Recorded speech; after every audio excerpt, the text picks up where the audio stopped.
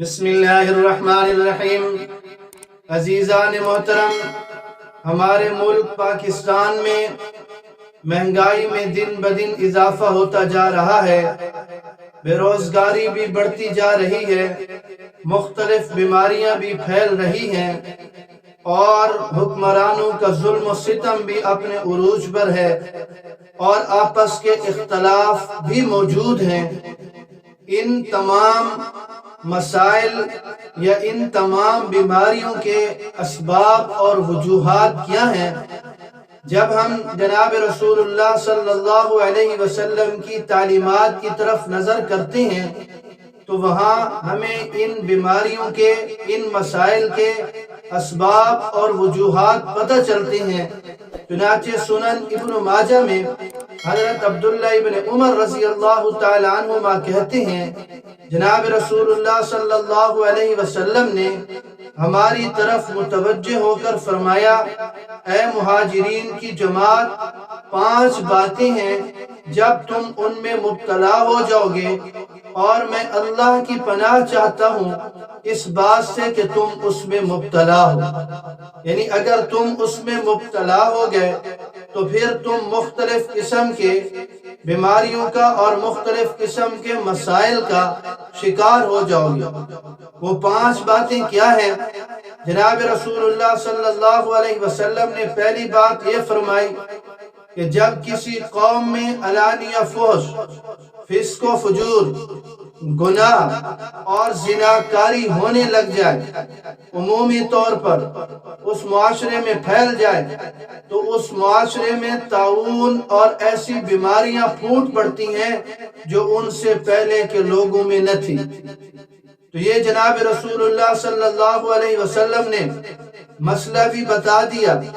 اس کا سبب اور اس کی وجہ بھی بتا دی کہ یہ مختلف بیماریاں کیوں ہوں گی۔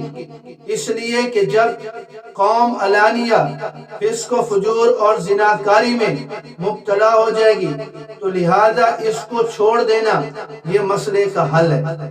کہ ہماری مختلف قسم کی بیماریاں ختم ہو سکتی ہیں جن کے ہم نے نام بھی نہیں سنے تھے، ہمارے آباء و اجداد کے زمانے میں وہ بیماریاں تھی بھی نہیں۔ تو ان بیماریوں کے ختم ہونے کا سبب اور وجہ وہ کیا ہوگی کہ جب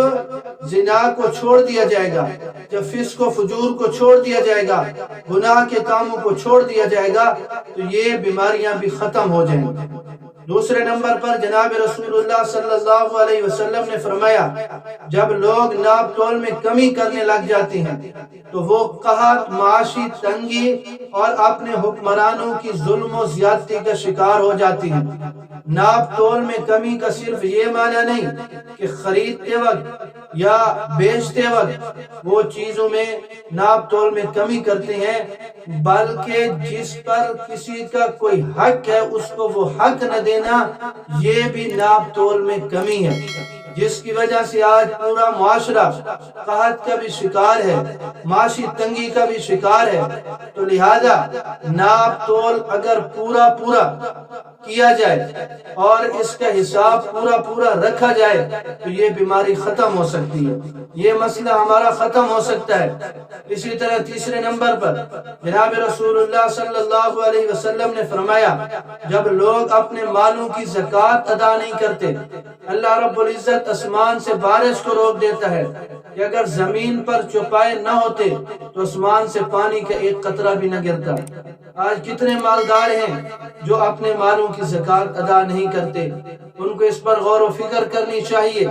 اور اسی طرح چوتھے نمبر پر جناب رسول اللہ صلی اللہ علیہ وسلم نے فرمایا، جب لوگ اللہ اور اس کے رسول کے عہد و پیمان کو توڑ دیتے ہیں تو اللہ رب العزت ان کے علاوہ لوگوں میں سے کسی دشمن کو ان پر مسلط کر دیتا ہے کہ جو کچھ ان کے پاس ہوتا ہے وہ چھین کر لے جاتا ہے۔ اور اسی طرح 5ویں نمبر پر جناب رسول اللہ صلی اللہ علیہ وسلم نے فرمایا،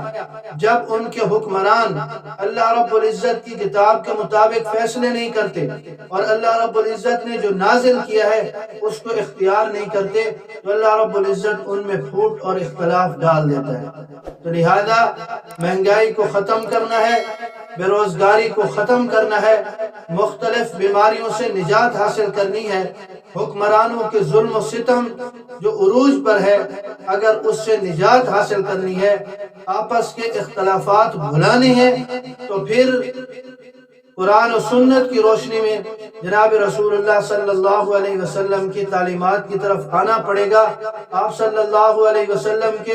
اسوہ کی طرف آنا پڑے گا۔ اور ربیع الاول کا یہی پیغام ہے کہ جناب رسول اللہ صلی اللہ علیہ وسلم کی سیرت و کردار کو معاشرے میں عام کیا جائے، پھیلایا جائے اور اس پر عمل کرنے کی کوشش کی جائے، تو انشاءاللہ ان تمام بیماریوں سے اور ان تمام مسائل سے نجات مل سکتی ہے، ان تمام برائیوں کا یہ خاتمہ ہو سکتا ہے اگر جناب رسول اللہ صلی اللہ علیہ وسلم کی سیرت و کردار کو سامنے رکھ کر چلا جائے۔ اللہ رب العزت مجھے اور آپ سب کو دین کی سمجھ نصیب فرمائے۔